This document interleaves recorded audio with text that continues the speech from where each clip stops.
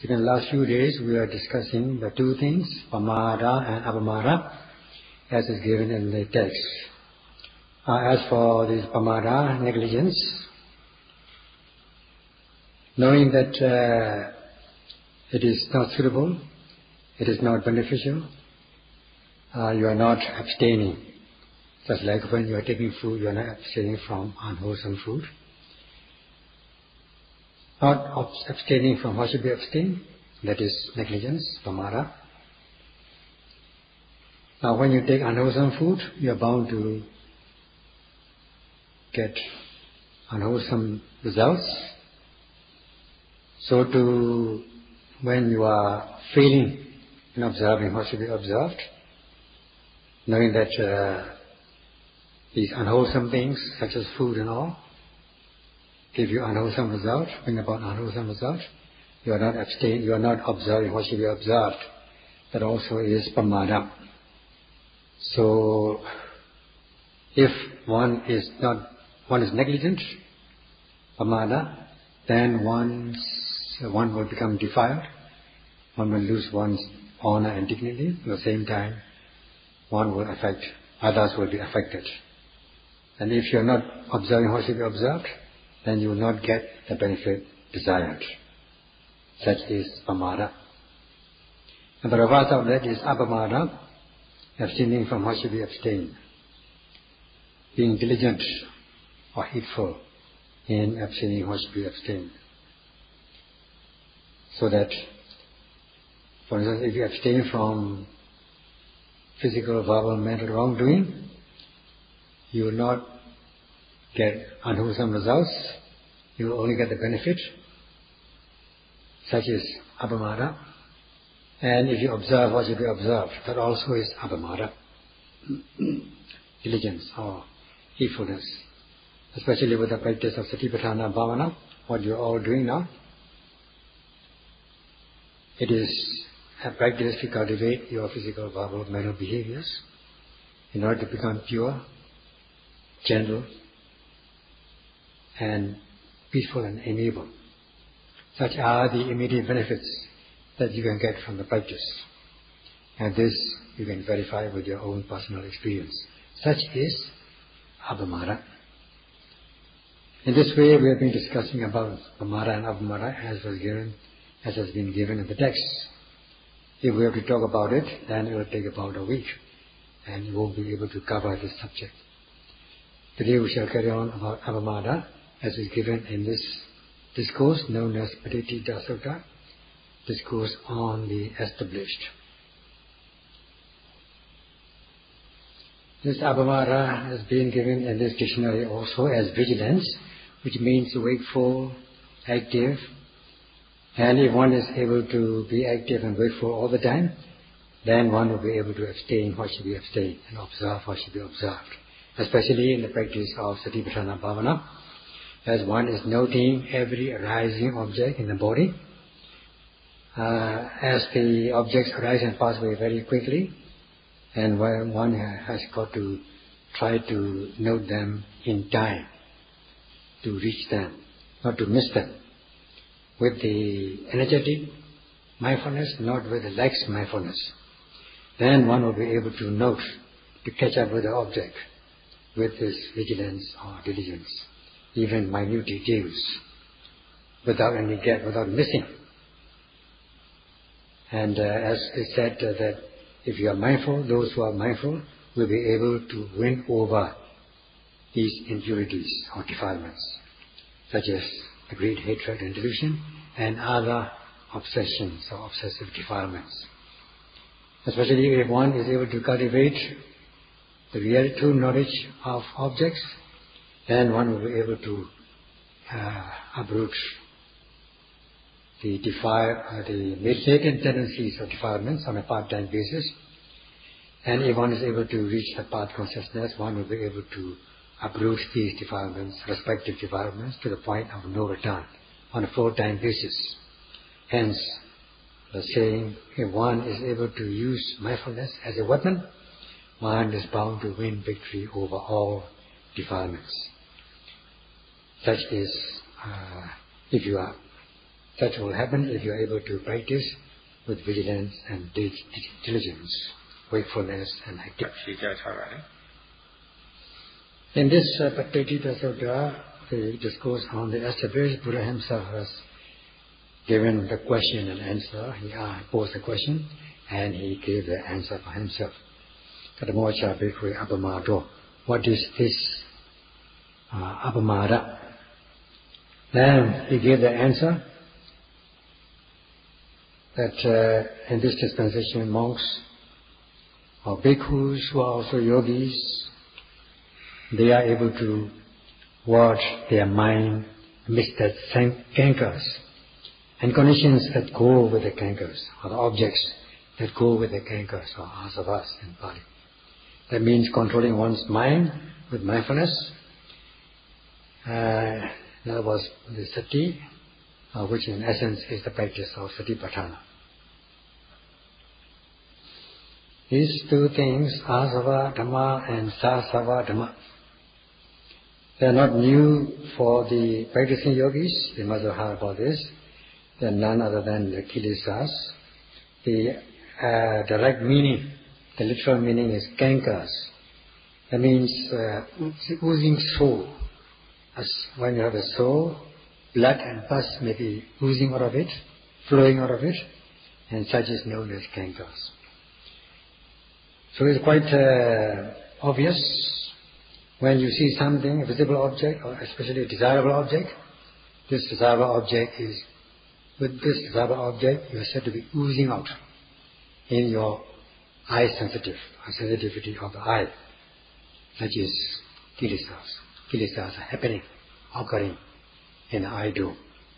And in the ear also, in respect of pleasant sound or voice, it is said to be oozing out, like the kilesas, like the pain, like the soul, the blood and pus oozing out of the soul. And with nose also, when you are smelling something desirable, a pleasant odor or smell, then it is said to be oozing in your nose.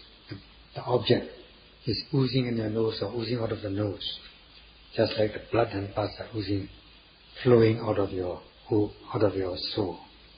And with the tongue, in respect of pleasant taste, sweet taste, or some sort of taste that you like, it is said to be oozing out.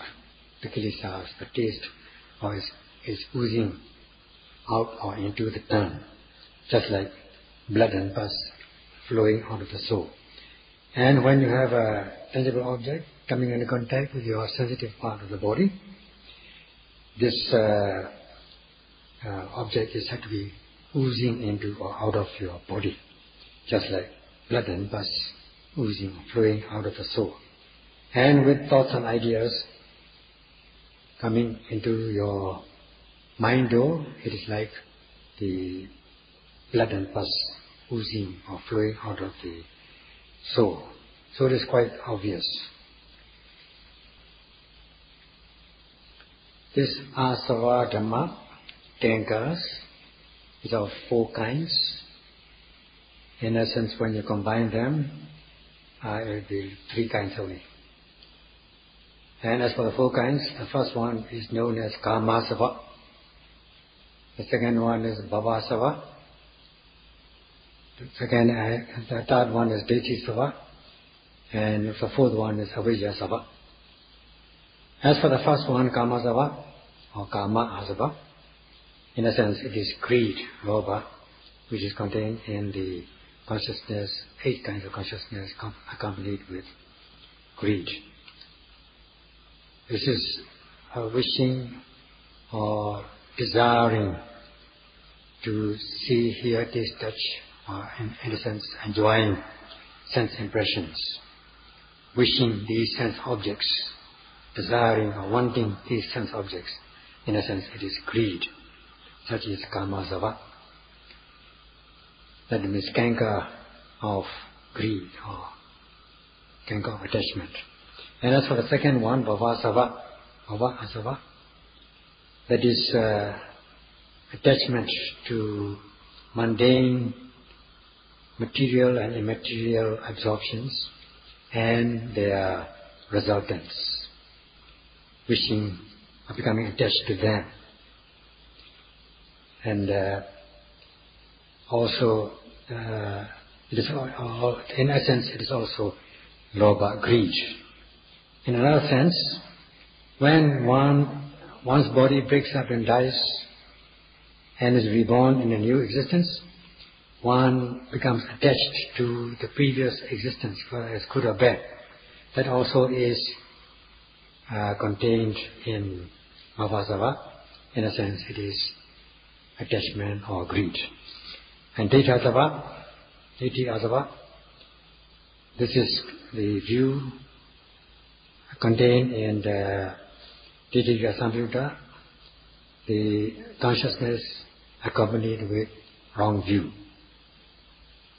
And viewing that, holding the view that there exist such things as self, soul, or supreme being, atta, and so on, that they are permanent, or that they are altogether impermanent. So, in a sense, it is having a view of self in respect of mind and body, which is obvious. That is distorted view of individuality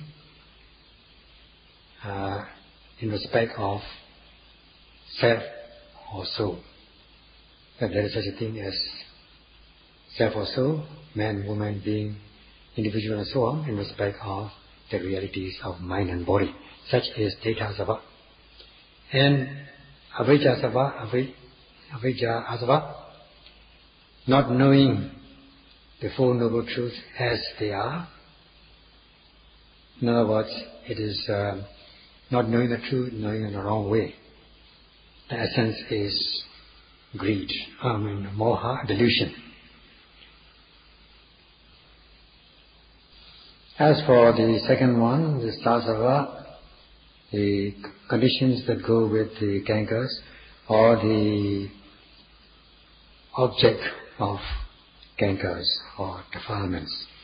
For instance, the object of kamasava, the canker of sensuality, are none other than the objects of sense desires, sensual pleasures, or sense objects, such as things which are enjoyed by seeing, hearing, tasting, touching, and so on.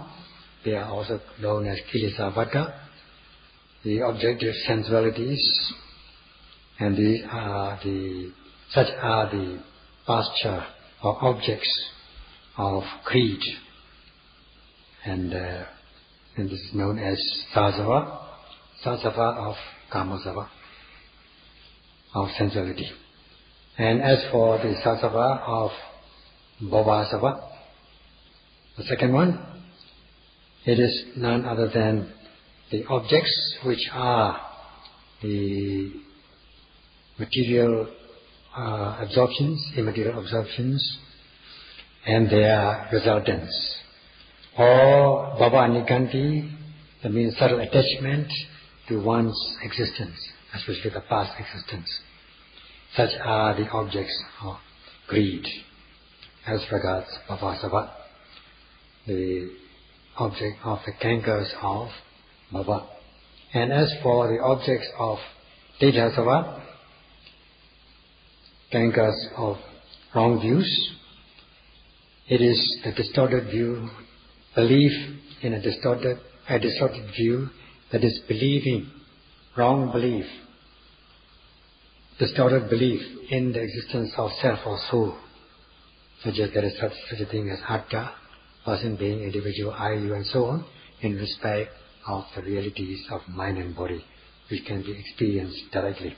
And for the object of avijjasava, it is none other than the Four Noble Truth itself, that is the truth of suffering, the truth of the origin, the truth of extinction, and the truth of the path. Not knowing and knowing wrongly in respect of these Four Noble Truths. For instance, when it comes to the truth of suffering, dukkha satya, one does not know that it is the truth of suffering as dukkha satya. And not only that, one thing is it is the truth of pleasure, taking in the opposite sense. That is two kinds of ignorance, not knowing the truth, knowing in the wrong way. And as regards the second truth, that is the truth of the origin, samudaya satya, not knowing that it is the truth of the origin of suffering, not only that, one thinks that it is the truth of the origin of pleasure, taking it in the opposite way. And as regards the third truth, namely truth of extinction, nirodha satya, one is viewing it in two ways. That is not knowing the truth as the truth of extinction, but knowing in the wrong way that this is truth of extinction is none other than nibbana, and taking that this is not the truth of extinction. That is the first step. The second step is that nibbana, taking nibbana as nothingness, emptiness. So that since there is no such thing as mind or body, what's the use of it? That sort of thing. And viewing it in this way, taking wrong view in respect of the third truth, namely the truth of extinction, nibbana. And as regards the fourth truth, the truth of the path, mega satya.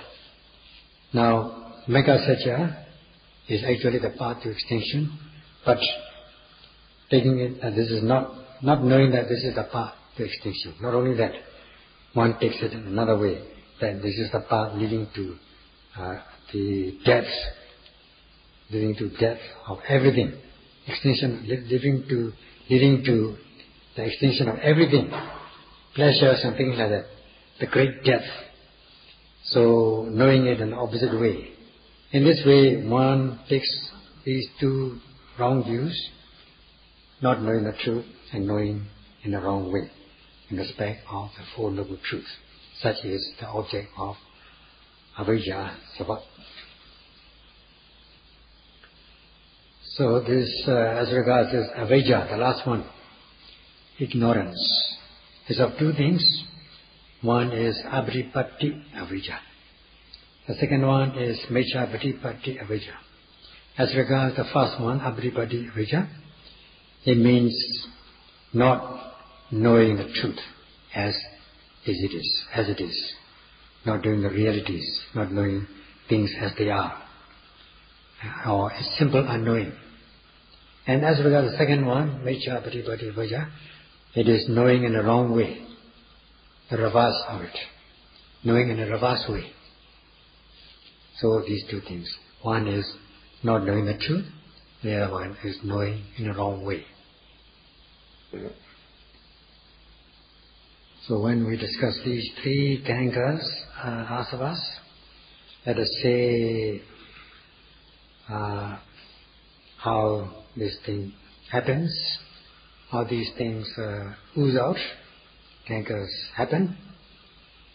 Regarding the visible object, when you are seeing this visible object with the eye or eye sensitivity, because if you are not noting at the very moment, without mindfulness, you are said to be heedless or negligent, Appamada, so that at the very moment of seeing, you are not knowing the truth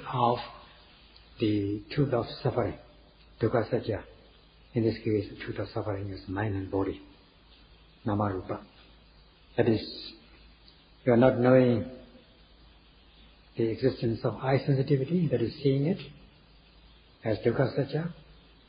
This is material truth of suffering, rupa dukkha satya, which is, and also you are not knowing the visible object. You are not noting and knowing the visible object, which is another rupa dukkha satya. And because you are seeing it, there is a seeing consciousness, you are also not aware of the seeing consciousness, which is nama dukkha satya, mental truth of suffering, and which are combined, which come along together with the other nama mentalities such as contact and feeling, which are also nama dukkha satya, mental truth of suffering. In this way, you are not knowing the truth of mind and body.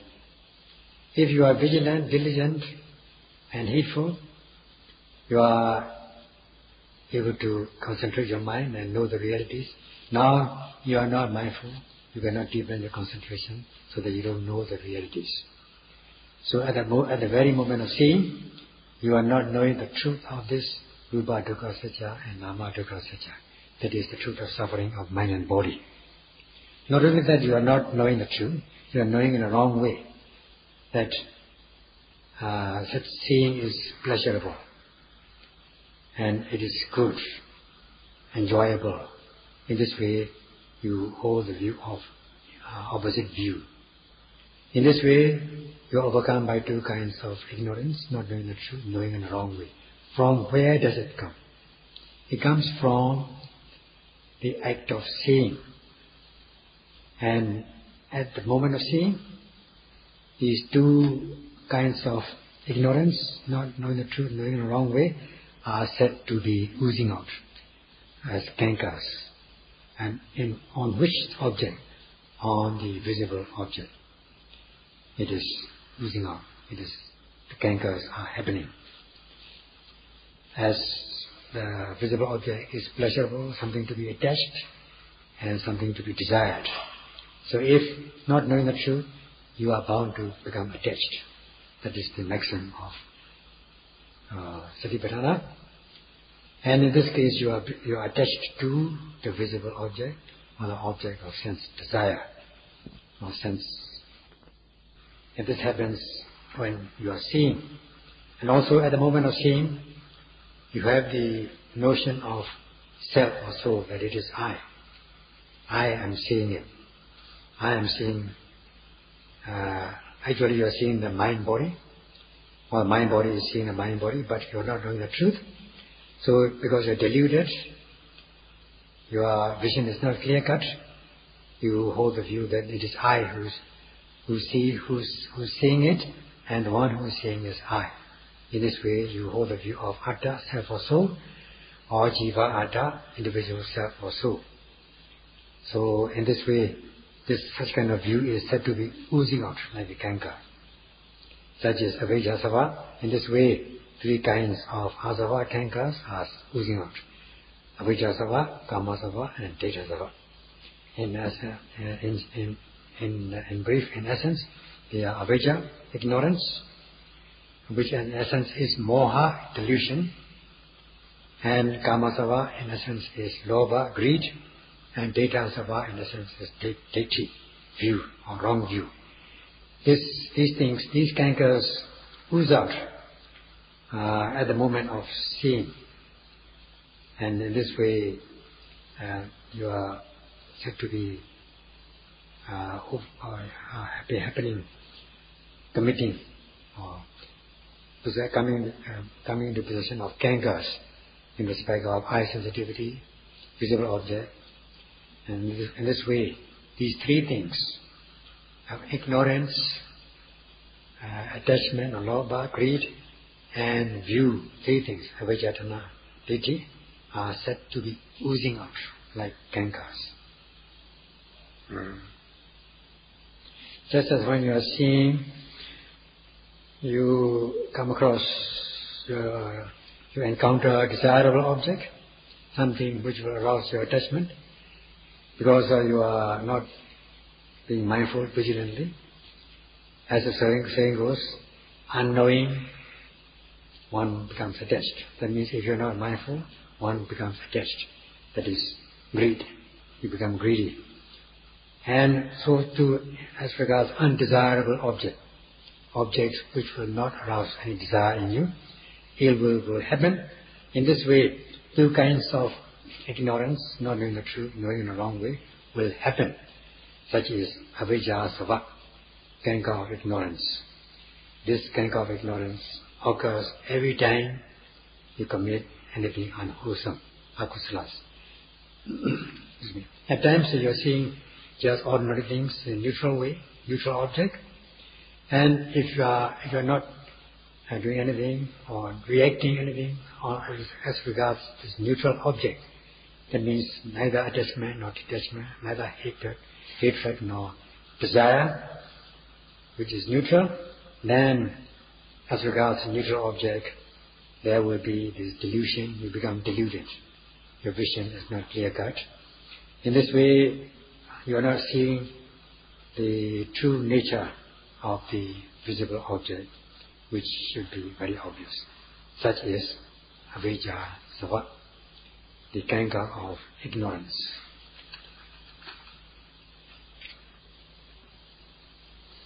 So this cankers in respect of the visible object, oozing on as regards the visible object, such is Appamada, negligence, because one is not mindful diligently. If you are mindful, Appamada, if you are diligent, vigilant, you note as soon as object arises, or at least you are prepared to note as the object arises. You are wakeful, active, vigilant.